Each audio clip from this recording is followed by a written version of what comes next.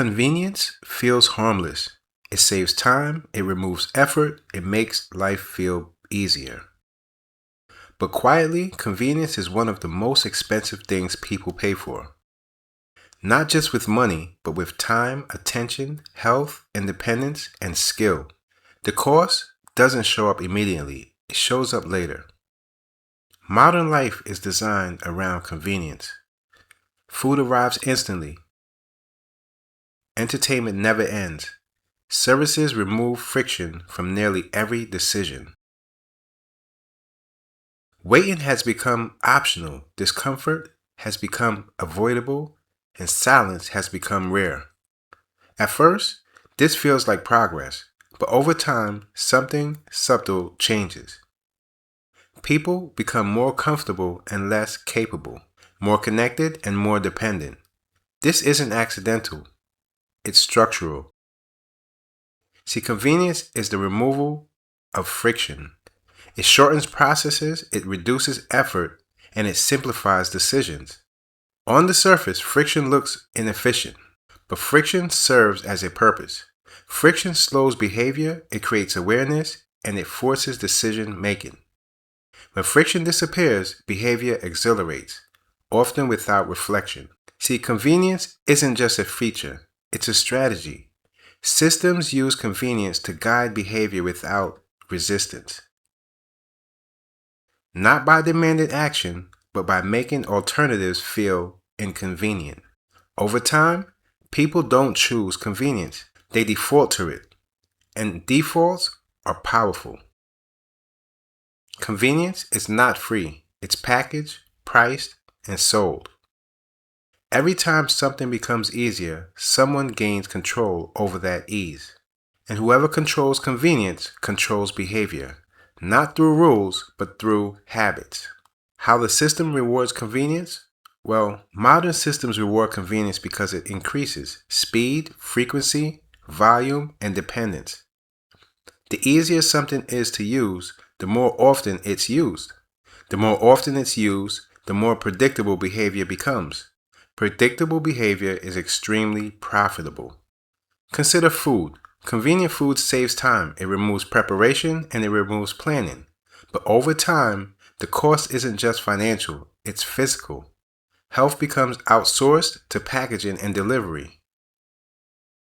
Now consider money. Convenient spending removes friction at checkout.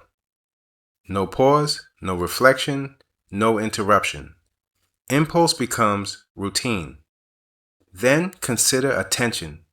Convenient entertainment fills every quiet moment. Waiting disappears, silence disappears, and boredom disappears. Reflection disappears with it.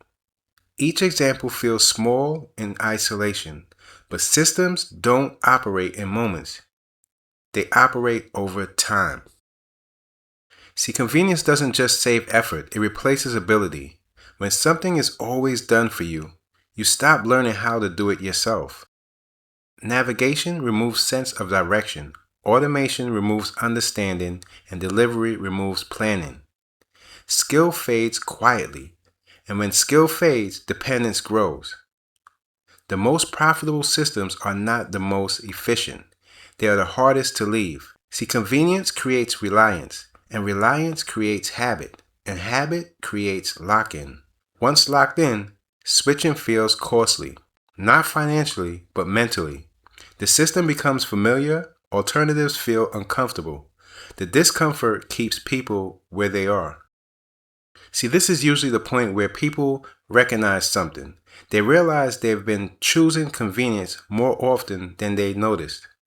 Not because they're careless, not because they're weak, but because convenience hides its cost. You don't feel it immediately. You feel it later, when something stops working. Modern life is fast. People are tired, overstimulated, mentally overloaded. Convenience steps in as a solution. But instead of reducing pressure, it often maintains it. The system doesn't ask, what will restore this person? It asks, what will keep them moving? Movement looks like progress, even when it isn't. Over time, convenience produces predictable outcomes: reduced patience, lower tolerance for discomfort, decreased problem-solving ability, increased dependence on systems. People begin to feel less capable, not because they are, but because they are less practiced. Life feels easier on the surface and harder underneath. And why this is so hard to escape? See, convenience doesn't feel controlling, it feels helpful. It doesn't demand loyalty, it encourages habits. And habits are harder to break than rules. Systems built on force create resistance. Systems built on convenience create comfort, and comfort delays awareness. Convenience is not inherently bad, but it's never neutral. It always shifts power towards the system away from the individual. The more convenient something becomes, the more invisible its influence grows. See, what convenience saves in effort, it often charges in autonomy. What it removes in friction, it adds in dependence. The price isn't always obvious, but it's always collected. See, understanding convenience is expensive. Doesn't require rejecting modern life. It requires noticing trade-offs. Because once you see how convenience reshapes behavior, it becomes harder to confuse comfort with freedom or ease with progress. This is Invisible Systems Docs.